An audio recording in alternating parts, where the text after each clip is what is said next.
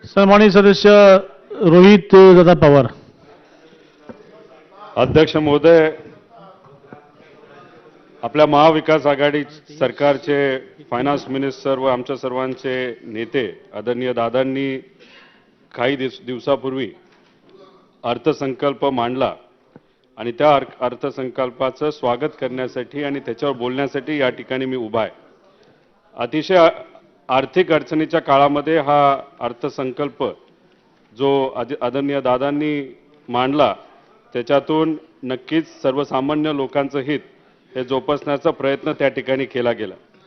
अध्यक्ष महोदय, यंदा आपण जर बघितलं तर अपेक्षित महसूल हा 3.70 लाख कोटी असताना त्याच्यामध्ये 60,000 कोटी रुपयाची घट दिसण्याची शक्यता आहे.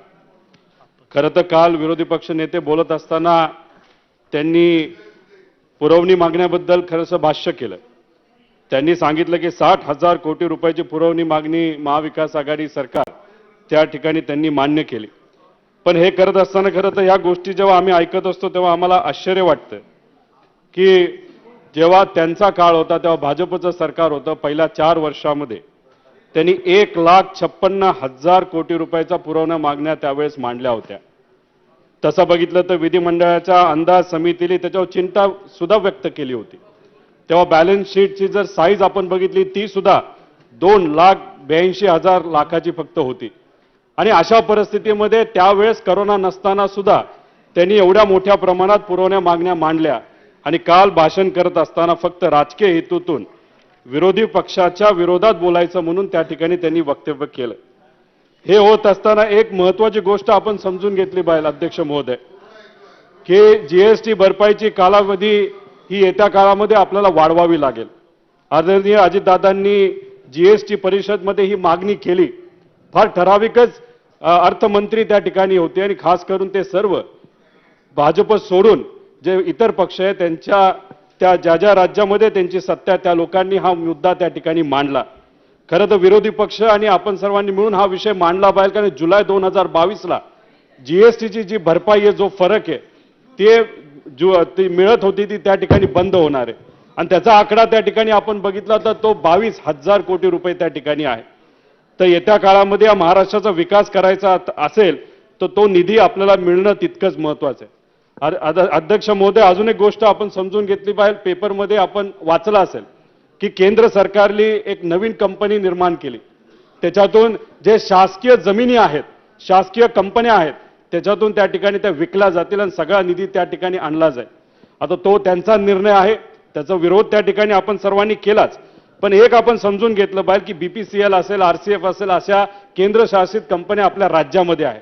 30-40 वर्षापूर्वी आपल्या सरकारने विनामूल्य नाही तर कुठलंही मूल्य न लावता त्या कंपनीला त्यावेळेस इथं असणाऱ्या युवकांना रोजगाराची संधी मिळावी त्यासाठी कंपनीला जमिनी दिल्या होत्या आणि ह्या जमिनी जर आत्ताच्या केंद्र सरकारने त्या ठिकाणी विकल्या तर मग आपल्या राज्याला त्यातून काय हिस्सा मिळणार आहे का या बाबतीत सुद्धा खरं तर विचार करण्याची जरूरत आहे. अध्यक्ष महोदय, काल बोलत असताना जीडीपीच्या बाबतीत बोललं त्याच्यामध्ये विरोधी पक्ष नेत्यांनी सांगितलं की जीएसटीच्या आधी आणि नंतर याच्यामध्ये बघितलं तर आपलं राज्य फक्त 3.63% त्या ठिकाणी वाढलेलं आहे. त्यामुळे जे आपलं राज्य सरकार सांगतं की आपण 12% वाढेल, महाराष्ट्र 12% वाढणार आहे. इथं असणारे सामान्य माणसं, कामगार ह्या सगळ्यांच्या प्रयत्नातून आपलं राज्य जे 12% त्या ठिकाणी वाढणार आहे त्याच्यावर शंका त्यांनी व्यक्त केली. मग त्यांची शंका त्या ठिकाणी जर आपण गृहीत धरली तर कदाचित केंद्र सरकारने सुद्धा 8.9% जे त्या ठिकाणी आपलं जीडीपी वाढेल असं सांगितलं केंद्रीय अर्थमंत्र्यांनी. कदाचित तिथं आपल्या विरोधी पक्षांनी नेत्यांनी त्यांच्यावर सुद्धा आक्षेप घेतलाय असं आपल्याला म्हणायला काय हरकत नाही.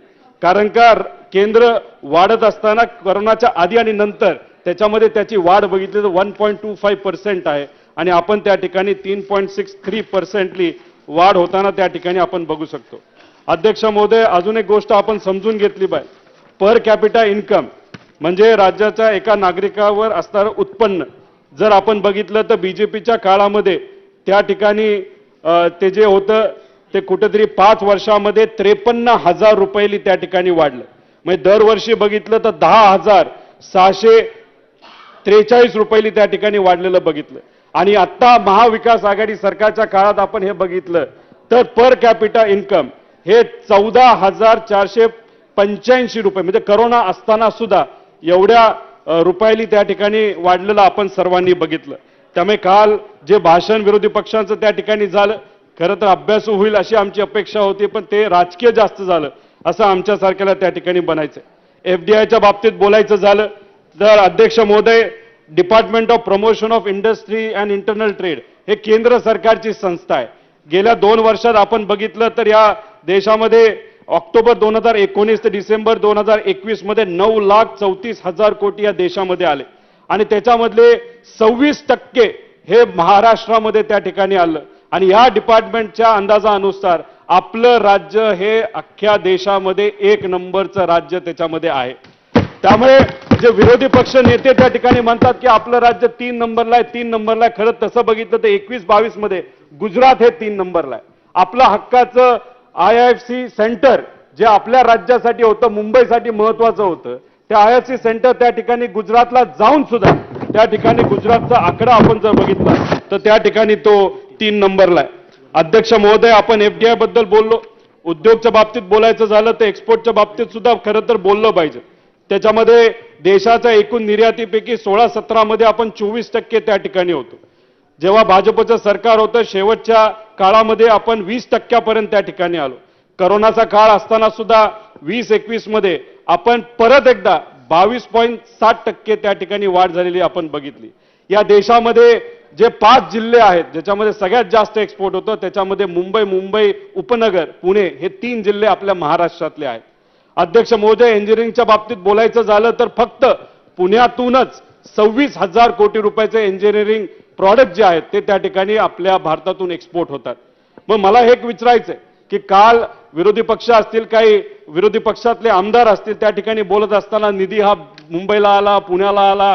माझं एकच म्हणायचं आहे की ह्या सगळ्या कंपनी त्या ठिकाणी पुण्या मुंबईमध्ये असतील, काय औरंगाबादमध्ये असतील, नागपूरमध्ये असतील, रत्नागिरीमध्ये असतील, नाहीतर आपल्या नाशिकमध्ये असतील, तिथं काम करणारे फक्त तिथलेच लोक आहेत असं नाही, अख्ख्या महाराष्ट्राची जनता त्या ठिकाणी तिथे असताना जो कामगार आहे तो कष्ट करतो म्हणून आपण त्या ठिकाणी एक्सपोर्ट करू शकतो. आणि ह्या कंपन्या त्या ठिकाणी असल्यामुळेच त्या ठिकाणी विकास होतोय असं खरं तर सांगायला हरकत नाही. पण बॅलन्स डेव्हलपमेंट होणं पण तितकंच महत्वाचं आहे आणि महाविकास आघाडी सरकारच्या माध्यमातून येत्या काळामध्ये ते नक्कीच होईल असा विश्वास या ठिकाणी मी आपल्या सर्वांना व्यक्त करतो. त्याच्याबरोबर सॉफ्टवेअरच्या बाबतीत अध्यक्ष महोदय 20% जो देशातला सॉफ्टवेअर प्रॉडक्ट जो एक्सपोर्ट होतो त्यातला 20% म्हणजे 99,732 कोटी हा महाराष्ट्रातून त्या ठिकाणी होतो. कर्नाटका 1 नंबरला आहे, आपण 2 नंबरला आहे. पण जर आपण बघितलं करोनाचा काळ असताना महाराष्ट्रामध्ये इयर ऑन इयर म्हणजे दरवर्षी जी ग्रोथ होती ती 7%वरनं 9%वर गेलेली आणि कर्नाटकामधली ती 14%वरनं 5%वर त्या ठिकाणी आली. मी या ठिकाणी एक सूचना या आपल्या महाविकास आघाडी सरकारला या ठिकाणी करतो की आपल्याला सॉफ्टवेअरमध्ये लक्ष देण्याची जरूरत आहे. ज्या पद्धतीने सॉफ्टवेअर इंडस्ट्री ही पुण्यामध्ये स्टेबल झाली तसंच आपल्याला अहमदनगर, सोलापूर, नाशिक, औरंगाबाद, नागपूर, कोल्हापूर, पनवेल अशा छोट्या पण महत्वाच्या शहरामध्ये सुद्धा ही सॉफ्टवेअर इंडस्ट्री येण्यासाठी, तिथे असणाऱ्या युवांना संधी मिळण्यासाठी आपल्याला काही वेगळी पॉलिसी आणता येईल का या बाबतीत विचार करण्याची जरूरत आहे. अध्यक्ष महोदय, स्टार्टअप इकोसिस्टमच्या बाबतीत बोलायचं झालं तर राज्यात सप्टेंबर 2019 ते जुलै 2021 दरम्यान स्टार्टअपची संख्या मोठ्या प्रमाणात वाढलेली आहे. या काळात स्टार्टअपची संख्या दुपटीने वाढत असून 4,323 वरून 9,864 आणि त्याच्यामध्ये 1 लाख पेक्षा जास्त युवकांना रोजगाराची संधी ही मिळालेली आहे. अध्यक्ष महोदय, मला एकच या ठिकाणी विनंती करायची की स्टार्टअप साठी जो 100 कोटीचा फंड या ठिकाणी निर्माण केलाय, टप्प्याटप्प्याने ज्याच्यामध्ये जसं लागेल तसं त्याच्यामध्ये वाढ ही नक्कीच झाली पाहिजे. आणि अजून एक सगळ्यात महत्वाची गोष्ट की तिथे एखादा प्रोफेशनल नाहीतर एखादा तरुण अधिकाऱ्याला नियुक्ती व्हावी आणि त्याच्यामध्ये कुठल्याही परिस्थितीमध्ये वशिला हा लागला नाही पाहिजे अशी विनंती या ठिकाणी मी करतो. आणि आपण टेस्लाबद्दल बोलतो, टेस्ला आपल्या महाराष्ट्रात आली पाहिजे त्यासाठी प्रयत्न अध्यक्ष महोदय झालेच पाहिजे. पण मला असं वाटतं की टाटा मोटर्स सारखी कंपनी जी आता इलेक्ट्रिक व्हेकलमध्ये मोठ्या प्रमाणात काम करते आणि ती महाराष्ट्रामध्ये ऑलरेडी आहे, त्याला ताकद देण्यासाठी आपल्याला काय करता येईल या बाबतीत सुद्धा विचार करण्याची जरूरत आहे. अध्यक्ष महोदय, MSMEच्या बाबतीत बोलायचं झालं तर याच्यामध्ये उत्पादनात 45% वाटा MSMEचा आहे. युवक असतील, युवा पिढी असेल, त्याच्यामध्ये मोठ्या प्रमाणात काम करत आहे, स्वतःची कंपनी त्या ठिकाणी निर्माण करत आहे. निर्यातीमध्ये 40% वाटा आहे, जीडीपी मध्ये 29% वाटा आहे. मला सरकारला या ठिकाणी विनंती करायची की आपल्या एमएसएमई साठी स्वतंत्र धोरणकरण करण्याची जरूरत आहे. एमआयडीसी मध्ये सुद्धा एमएसएमईला त्या ठिकाणी एक सेपरेट सेल असावा. एनके सिन्हा कमिटी, जी आरबीआयची एक कमिटी, त्यांनी त्या ठिकाणी खूप चांगल्या सजेशन हे एमएसएमईच्या बाबतीत दिलेले आहेत आणि त्याच्यामध्ये आपण लक्ष घालून त्याच्यामध्ये आपल्याला ताकद कशी देता येईल हेही त्या ठिकाणी बघितलं पाहिजे. अध्यक्ष महोदय, आपला अर्थसंकल्प हा एकुलता एक अर्थसंकल्प असेल ज्याच्यामध्ये आपण आर्टिफिशियल इंटेलिजन्स बद्दल बोललोय, नॅनो टेक्नॉलॉजी बद्दल, बायोटेक्नॉलॉजी बद्दल बोललोय. अध्यक्ष महोदय, ह्या सगळ्या गोष्टी आदरणीय दादांनी मांडल्यानंतर आम्ही त्याच्यावर अभ्यास केला. Naukri.com वर आपण बघितलं तर या विषयामध्ये 1,00,000पेक्षा जास्त नोकऱ्या आहेत. अध्यक्ष महोदय, लिंक्डइनवर बघितलं 10,000पेक्षा जास्त नोकऱ्या आहेत. ड्रोन टेक्नॉलॉजीमध्ये पुढच्या 5 वर्षामध्ये 1,00,000पेक्षा जास्त नोकऱ्या युवा वर्गाला त्या ठिकाणी मिळू शकतात. अतिशय चांगली अशी त्या ठिकाणी ही योजना आहे. फक्त विनंती या ठिकाणी करायची, गव्हर्नमेंटचे ITI 417 आहेत, प्रायव्हेटमध्ये 381 आहेत. पॉलिटेक्निक आपले कॉलेजेस आहेत, याच्यामध्ये आपल्याला हे सगळे कोर्सेस चालू करता येईल का, या बाबतीत एक विचार करण्याची त्या ठिकाणी जरूरत आहे. अध्यक्ष महोदय, गडचिरोलीमध्ये जिल्ह्यात स्किल्ड अपग्रेडेशन सेंटर जे चालू केलं, अतिशय महत्वाची अशी जरूरत त्या ठिकाणी होती आणि त्याला चालना दिली, ही चांगली गोष्ट आहे. मला या ठिकाणी अध्यक्ष महोदय, आदरणीय अजितदादा असतील आणि सर्व मंत्री महोदयांना विनंती करायची की आपल्या महाराष्ट्रामध्ये युवा आयोग हे स्थापन झालं पाहिजे. अध्यक्ष महोदय, आम्ही सर्व युवा आमदार त्या ठिकाणी बघितलं तर 40पेक्षा कमी वयाचे जे सर्व आमदार आहेत आणि जे युवा असतील ते 60पेक्षा जास्त आमची लोकसंख्या आहे. त्यामुळे आमच्यासाठी जे काय त्या ठिकाणी शिक्षण क्षेत्रामध्ये होतंय, गव्हर्नमेंटच्या वेगळ्या वेगळ्या डिपार्टमेंटमध्ये होतंय, ते खरंच आमच्यासाठी वापरलं जातंय का, या जनतेसाठी, युवासाठी वापरलं जातंय का, ह्याच्यावर लक्ष ठेवण्यासाठी युवा आयोग स्थापन येत्या काळामध्ये आपल्याला करावं लागेल. अध्यक्ष महोदय, रोजगार व तरुणच्या बाबतीत बोलायचं झालं तर काल बोलत असताना एक विषय त्या ठिकाणी मांडला की आपली बेरोजगारी वाढली आहे. अध्यक्ष महोदय, 16 पासून सप्टेंबर 19 पर्यंत 44 महिन्यामध्ये सरासरी बेरोजगारीचा दर आपण बघितला तर 4.84%. अध्यक्ष महोदय, कोरोनाच्या काळामध्ये आपण जर बघितलं तर 5.71% त्या ठिकाणी हा दर गेला होता. पण आता आपण त्या ठिकाणी अध्यक्ष महोदय बघितलं तर CMIE यांच्या अनुसार आता जो बेरोजगारीचा दर आहे तो 4.3% आणि बीजेपीच्या काळामध्ये तो त्या ठिकाणी 4.84 होता. म्हणजे कोरोनाची एवढी मोठी अडचण असताना सुद्धा आपला जो बेरोजगारीचा दर आहे हा त्यांच्या काळापेक्षा त्या ठिकाणी कमी झालेला आहे. आणि जे एन्व्हायरमेंटच्या हिशोबाने जे CNGचं पॉलिसी आणली त्याच्यामध्ये सुद्धा अध्यक्ष महोदय, रिक्षा चालक असतील, टॅक्सी चालक असतील, यांना महिन्याला त्या ठिकाणी तो टॅक्स कमी केल्यामुळे 900 ते 1000 रुपये महिन्याला त्या ठिकाणी वाढणार आहे आणि त्याच्यानंतर त्या लोकांना सुद्धा त्याच्यामध्ये मदत ही नक्कीच होईल. अध्यक्ष महोदय, थोडा वेळ राहिलेला आहे, विनंती करतो की थोडं बोलू द्या. MPSCच्या माध्यमातून सुद्धा मोठ्या प्रमाणात त्या ठिकाणी नवीन भरत्यांची ॲडव्हर्टाइजमेंट त्या ठिकाणी सरकारने काढलेली आहे. काही महिन्यांपूर्वी अध्यक्ष महोदय, मी असेल, माझ्याबरोबर अनेक आमदार असतील, आदरणीय अजितदादांना त्या ठिकाणी आम्ही भेटलो होतो की नवीन भरती झाली पाहिजे, MPSC आयोगाच्या बाबतीतले काय विषय होते, त्याच्यामध्ये सदस्य संख्या वाढवली पाहिजे, असे वेगवेगळे विषय त्या ठिकाणी मांडले. 2 वर्ष कोरोना असल्यामुळे त्याच्यामध्ये काही प्रमाणात आपल्याला परीक्षा घेता येत नव्हत्या.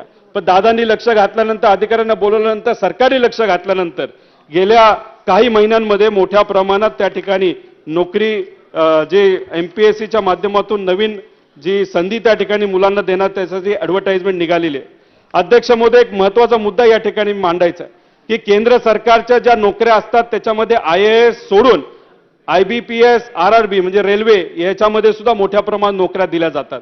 म्हणजे वर्षाला 1 लाख त्याच्यामध्ये जर नोकऱ्या त्या ठिकाणी दिल्या जातात तर आपला महाराष्ट्राचा वाटा हा फक्त त्या ठिकाणी 2 ते 2.5% असतो.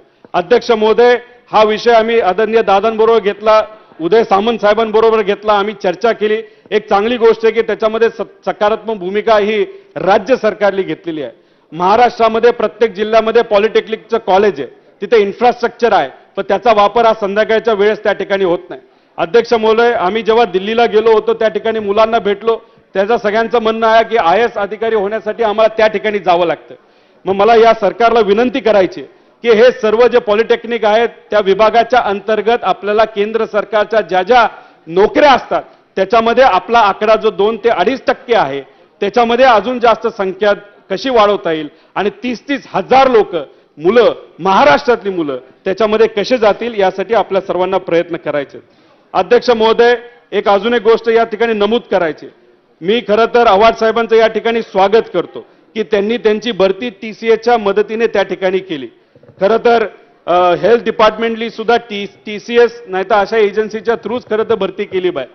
गेल्या 4 वर्षापूर्वी मेगा भरती त्या ठिकाणी झाली, त्याच्याचबरोबर TET भरती झाली. तेव्हा लागलेली कीड अधिकाऱ्यांच्या माध्यमातून असेल नाही तर काही कंपनीच्या अजूनपर्यंत त्या ठिकाणी आहे.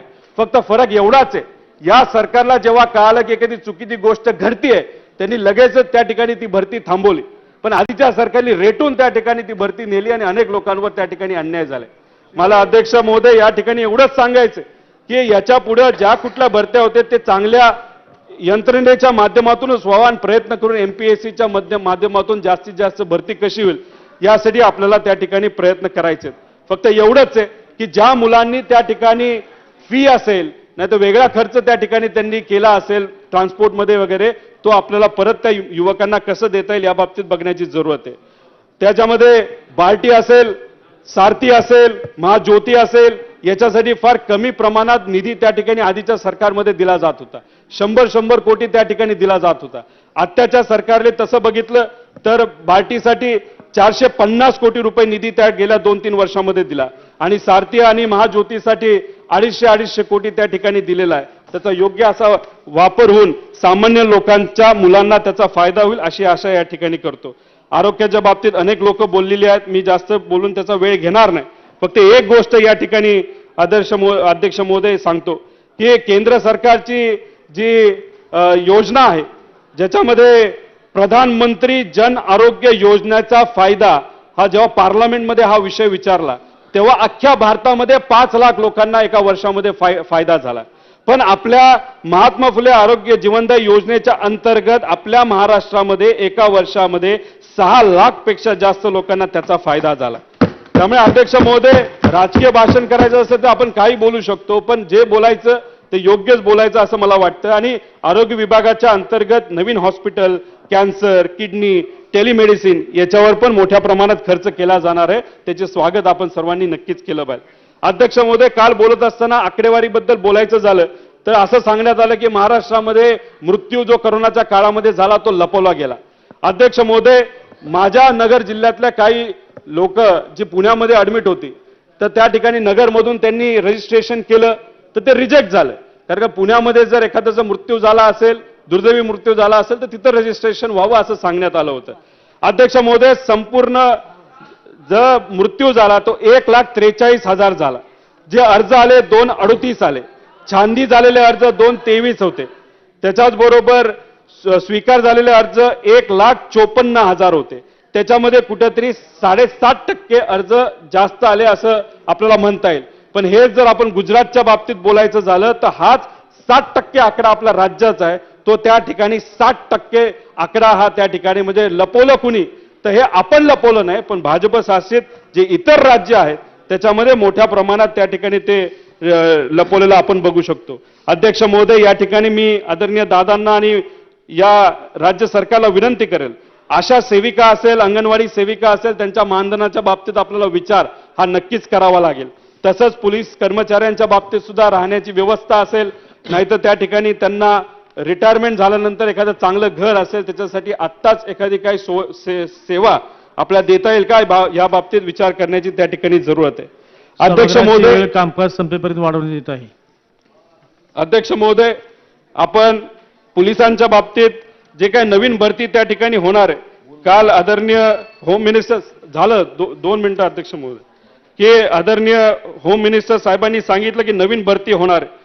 पण मला एकच या ठिकाणी सांगायचं की जे जिल्हे ज्याच्यामध्ये पोलीस भरती ही कमी प्रमाणात झाली नाही तर पोलीस बळ त्या ठिकाणी कमी आहे, जसं नगर जिल्ह्यामध्ये लोकसंख्या जास्त आहे, क्षेत्रफळ जास्त आहे, तरी सुद्धा त्याच्यामध्ये असणारे पोलीस संख्याबळ हे कमी आहे.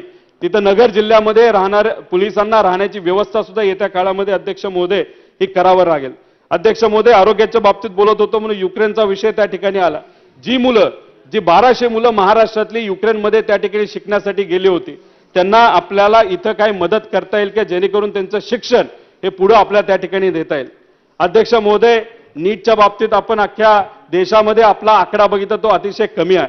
अध्यक्ष महोदय, या ठिकाणी सरकारला मी विनंती करायची, माझ्या मतदारसंघामध्ये टाटा मोटर्स आणि माझी एक सेवाभावी संस्था मिळून माझ्या मतदारसंघामध्ये नीट आणि जेईईच्या मुलांना, सामान्य कुटुंबाच्या मुलांना त्या ठिकाणी ट्रेनिंग व्हावं, त्यांना त्या ठिकाणी संधी मिळावी, त्यासाठी आम्ही एक छोटासा कोर्स त्या ठिकाणी सुरू केलेला आहे.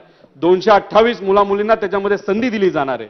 तर राज्य सरकारली सुद्धा नॅशनल एलिजिबिलिटी एंट्रन्स टेस्टसाठी, जेईईसाठी आपल्याला वेगळ्या पद्धतीने त्या ठिकाणी काही योजना ही राज्य सरकारमध्ये आणता येईल का, याचा एक विचार करण्याची जरूरत आहे. कारण का अध्यक्ष महोदय, एक विषय आपण समजून घेतला पाहिजे की इंटर जनरेशन पॉवर्टी सायकल फार डेंजरस गोष्ट आहे. मग एखादा रिक्षा चालकाचा मुलगा हा परत जर रिक्षा चालकच होत असेल ते योग्य नाही. एखादा रिक्षा चालकाच्या मुलाला त्या ठिकाणी जर आपण सरकारच्या मदतीने संधी देऊ शकलो, एखादी घरी काम करणारी एखादी व्यक्ती असेल, एखादी महिला असेल, तिचा मुलगा, तिची मुलगा जर डॉक्टर होणार असेल, त्यासाठी आपल्या सरकारला त्या ठिकाणी जर हातभार लावण्याची जर मदत मिळणार असेल तर ती करावी. अध्यक्ष महोदय, शिक्षणाच्या बाबतीत सुद्धा अनेक युवांनी त्या ठिकाणी लोन घेतलेलं आहे. त्याच्यासाठी काही 3-4% मदत, जसं राज्य सरकारकडनं शेतकऱ्यासाठी 2 लाख पर्यंत कर्ज माफ आहे, तसं या युवांसाठी जे शिक्षणासाठी कर्ज घेतलंय त्यासाठी काय योजना आपल्याला येत्या काळामध्ये आणता येईल का, या बाबतीत विचार करण्याची जरूरत आहे. अध्यक्ष महोदय, कर्जमाफीच्या बाबतीत काही आकडेवारी या ठिकाणी दिली गेली होती. ती आकडेवारी फक्त या ठिकाणी अध्यक्ष महोदय सांगतो की भाजप आणि महाविकास आघाडीमधला फरक या ठिकाणी सांगतो. जाहीर केलेली भाजपली 34,000 कोटीची कर्जमाफी त्या ठिकाणी जाहीर केली. आपण 20,000 कोटी रुपयाची कर्जमाफी त्या ठिकाणी जाहीर केली. प्रत्यक्षात भाजपच्या काळामध्ये फक्त 20,000 कोटी रुपये त्या ठिकाणी दिले गेले. म्हणजे घोषणा करायची मोठी आणि मदत द्यायची छोटी. म्हणजे 98% त्या ठिकाणी त्यांनी रक्कम ही शेतकऱ्याच्या खात्यामध्ये वर्ग केलेली आणि महाविकास आघाडी सरकारने त्या ठिकाणी 99.99% रक्कम त्या ठिकाणी अदा केलेली. त्याच्याच बरोबर महाविकास आघाडी या बजेटमध्ये 10,000 अतिरिक्त निधी हा जे शेतकरी रेग्युलर आहेत त्यांच्यासाठी त्या ठिकाणी दिला आहे. त्यासाठी 30,000 कोटीची कर्जमाफी आपण केली. 52 लाख शेतकऱ्याला त्याचा फायदा होणार आहे. आणि सरासरी कर्जमाफी बघितली तर भाजपच्या काळामध्ये 47,000 पर व्यक्ती त्या ठिकाणी मदत झाली आणि ती महाविकास आघाडी सरकारच्या काळामध्ये 60,000 रुपयाची मदत त्या ठिकाणी खरं तर झालेली आहे. अजून एक अध्यक्ष महोदय, अनेक लोक म्हणतात की जेव्हा वादळ आलं तेव्हा मदत नाही झाली. खरं तर आश्चर्य असं वाटतं की आंदोलनं आपण भाजपची अनेक बघितली, पण कधी असं आंदोलन झालेलं आपण बघितलं नाही की गुजरातला आदरणीय मोदी साहेब त्या ठिकाणी जातात आणि ॲडव्हान्समध्ये एनडीआरएफ त्या ठिकाणी जाहीर करतात. आणि महाराष्ट्राच्या बाबतीत तेवढं त्याच्यापेक्षा जास्त नुकसान होऊन सुद्धा जर कोल्हापूरला आपण त्या ठिकाणी बघितलं तर जे केंद्र सरकारचे सर्वे करण्यासाठी लोक 9 महिन्यानंतर त्या ठिकाणी आले होते. मग अशा प्रकारची दुजाभाव त्या ठिकाणी महाराष्ट्राच्या बाबतीत होत असेल तर विरोधी पक्षांनी सुद्धा त्याच्यामध्ये खरं तर लक्ष देण्याची जरूरत आहे. अध्यक्ष महोदय, ऑपोजिशन लीडरनी सावकारीच्या बाबतीत वक्तव्य केलं. आपण जर बघितलं तर कोऑपरेटिव्ह बँकेच्या माध्यमातून 100% कर्ज त्या ठिकाणी दिलं गेलंय, पण नॅशनलाइज बँकच्या बाबतीत फक्त 57% त्या ठिकाणी कर्ज दिलेलं आहे. त्यामुळे राज्य सरकारच्या मदतीने नॅशनलाइज बँकला सांगून त्याची बैठक घेऊन त्या बाबतीत आपल्याला काय करता येईल याचा एक विचार त्या ठिकाणी करावा लागेल. रब्बीसाठी सुद्धा एक पीक कर्ज धोरण त्या ठिकाणी कसं करता येईल या बाबतीत एक विचार करण्याची जरूरत आहे. मला फक्त या ठिकाणी एवढंच सांगायचं, आम्ही भाषणामध्ये जेव्हा विरोधी पक्ष नेते असतील नाही तर आमदार असतील जेव्हा केव्हा बोलतात तेव्हा म्हणतात की विदर्भ आणि मराठवाड्यावर त्या ठिकाणी अन्याय झाला. अध्यक्ष महोदय, आपण बघितलं तर 43 घोषणा झाल्या, त्याच्यामध्ये 28 घोषणा ह्या त्या ठिकाणी मराठवाडा आणि विदर्भाच्या बाबतीत झालेल्या आहेत. त्याच्यामध्ये कृषी संशोधन केंद्र असेल, मराठवाडा विदर्भ विभागातील कापूस व सोयाबीन शेतकऱ्यांच्या उत्पादनासाठी वाढ व्हावी त्यासाठी निधी असेल, असे अनेक विषय आहेत. पण मला एकच खरं तर या नेत्यांना विचारायचं आहे जे सातत्याने विदर्भ आणि याचा विषय मांडत असतात की जेव्हा राष्ट्रीय खनिकर्म आयोग संस्था आणि प्रयोगशाळा जी आपल्या नागपूरला होती ती जेव्हा त्या ठिकाणी गुजरातला नेली गेली तेव्हा आपण त्याचा विरोध का केला नाही. त्याच्याच बरोबर केंद्रीय कामगार शिक्षण मंडळ हे सीईबी जे आपल्या नागपूरला होतं ते त्या ठिकाणी जेव्हा दिल्लीला गेलं तेव्हा हे त्या बाबतीत काही बोललेलं नाही. त्यामुळे आपले अनेक भाजपचे नेते हे फायर ब्रँड नेते असतात, पण जेव्हा आता असा एखादा विषय होतो आपल्या राज्यातली एखादी वस्तू जेव्हा बाहेर घेऊन झाली जाते हे सगळे सायलेंट ब्रँड नेते त्या ठिकाणी होऊन जातात. तर मला असं वाटतं की नुसतं राजकीय भाषण करून चालणार नाही. फक्त एक महत्वाचा मुद्दा या ठिकाणी अध्यक्ष महोदय मांडतो आणि माझं भाषण त्या ठिकाणी संपवतो. मुंबईच्या बाबतीत आपण जर बघितलं तर गेल्या काही दिवसांमध्ये राजकारण केलं जाते. मुंबईचं इलेक्शन डोळ्यासमोर ठेवून अनेक वेगवेगळ्या प्रकारचं आंदोलन त्या ठिकाणी करताना आपण बघू शकतो. पण मला हे कळत नाही, मुंबई काय कुणी एकट्याने उभा केलेली नाही. इथे असणारा सामान्य माणूस, मराठी माणूस, मी मराठी माणूस फक्त मराठी म्हणजे इथं असणारा महाराष्ट्रीयन माणूस म्हणतो असं नाही, पण महाराष्ट्रामध्ये जन्मलेला, मुंबईत जन्मलेला जो मराठी माणूस आहे, जो गुजराती असेल तो इथं जन्मला असेल तो सुद्धा मराठी माणूस आहे. ह्या लोकांनी मुंबईला त्या ठिकाणी वाढवलेलं आहे. पण अशा परिस्थितीमध्ये सातत्याने आपल्या मुंबईवर त्या ठिकाणी अवमान त्या ठिकाणी झाला. IFC सेंटर हे मुंबईचं गुजरातला त्या ठिकाणी नेलं. अध्यक्ष महोदय, गुजरातमध्ये हा IFC सेंटर नेल्यानंतर तिथं 1,00,000 कोटी रुपयाचा FDI तिथं आलेला आहे. हेच जर महाराष्ट्रामध्ये आणि मुंबईमध्ये राहिलं असतं तर याचा फायदा इथं असणाऱ्या सुशिक्षित मुला मुलींना त्या ठिकाणी झाला असता. पण त्यावेळेस यांनी त्या बाबतीतलं आंदोलन त्या ठिकाणी केलं नाही. केंद्र सरकारने पेटंट डिझाईन आणि ट्रेडमार्कचं ऑफिस हे दिल्लीला नेऊन गेलं, तेव्हा यांनी विरोध त्या ठिकाणी केला नाही. नॅशनल मरीन पोलीस अकॅडमी पालघरला होणार होती, ती त्या ठिकाणी गुजरातला नेली, यांनी त्या ठिकाणी विरोध केला नाही. मुंबईचं पोर्ट ट्रस्टमध्ये होणं असं जे काही शिप बिल्डिंगचा व्यवसाय होता तो त्या ठिकाणी गुजरातला गेला, त्या बाबतीत हे काय बोलले नाही. अध्यक्ष महोदय फक्त 2 विषय राहिलेत. अध्यक्ष महोदय, याच्यामध्ये फक्त मला एकच बोलायचंय. मगाशी मुनगंटीवार साहेब बोलत असताना ते म्हणाले की जेव्हा एखादा विषय येत असतो, जेव्हा अस्मितेचा विषय येत असतो तेव्हा आपण त्या ठिकाणी विरोधी म्हणजे आम्ही सर्वजण त्या ठिकाणी बेशुद्ध होतो. मला एक कळत नाही अध्यक्ष महोदय, आपण म्हणतो की शिवरायांचे आपण सर्व मावळे आहोत, त्यांच्या बाजूनी सुद्धा अनेक वेळा हे मुद्दे त्या ठिकाणी मांडले जातात, पण छत्रपतींचा अवमान त्या ठिकाणी जेव्हा होतो तेव्हा फक्त आम्हीच विरोध करायचा का? त्यांना त्या ठिकाणी विरोध करता येत नाही का? पुण्यामध्ये जेव्हा कार्यक्रम होतो तेव्हा महाराजांचा त्या ठिकाणी पोस्टर वापरला जातो, पण एखादा व्यक्ती जेव्हा आपल्या महाराजांचा अवमान त्या ठिकाणी करतो हे सर्व शांत बसतात. त्या ठिकाणी महात्मा फुलेंचा अवमान होतो तेव्हा या ठिकाणी सगळे शांत बसतात. त्यामुळे अध्यक्ष महोदय, या ठिकाणी फक्त मला एवढंच सांगायचंय की इथं कुठल्याही परिस्थितीमध्ये या बाबतीत राजकारण होऊ नये याची काळजी घ्यायला पाहिजे. अध्यक्ष महोदय, अजितदादांना या ठिकाणी मला विनंती करायची की थोर व्यक्ती ज्या गावामध्ये जन्मले, ज्या शाळेमध्ये गेले, त्यासाठी आपण त्या ठिकाणी 1-1 कोटी त्या शाळेला नाही तर त्या भागाला आपण देणार आहोत. पुण्यश्लोक अहिल्यादेवी होळकरांचं जे समाजकारण आहे ते खूप मोठं आहे आणि चोंडी हे गाव माझ्या मतदारसंघामध्ये जामखेड तालुक्यामध्ये येतं. तर आदरणीय दादांना या ठिकाणी विनंती करतो की त्या ठिकाणी सुद्धा शिक्षणासाठी जे काही निधी तुम्ही त्या ठिकाणी जाहीर केला तो त्या ठिकाणी मिळावा. त्याच्याचबरोबर अध्यक्ष महोदय, राज्यात आध्यात्मिक क्लस्टर उभारण्यासाठी आणि त्याच्या माध्यमातून आपलं अध्यात्म अजून पुढे जाण्यासाठी व त्याच्यातून टुरिझम वाढण्यासाठी सुद्धा वेगळे जे आध्यात्मिक क्षेत्र आहे त्याच्यासाठी आपल्याला निधी देता येईल का या बाबतीत विचार करावा. अनेक विषय बोलायचे होते पण तरी सुद्धा वेळेचा अभाव असल्यामुळे त्या ठिकाणी बोलता आले नाही. आपण या ठिकाणी माझ्यासारख्याला संधी दिली आणि आदरणीय अजितदादा असतील आणि या महाविकास आघाडी सरकारच्या सर्व नेत्यांनी मला त्या ठिकाणी ऐकून घेतलं, यासाठी आभार व्यक्त करतो. थांबतो. जय हिंद, जय महाराष्ट्र.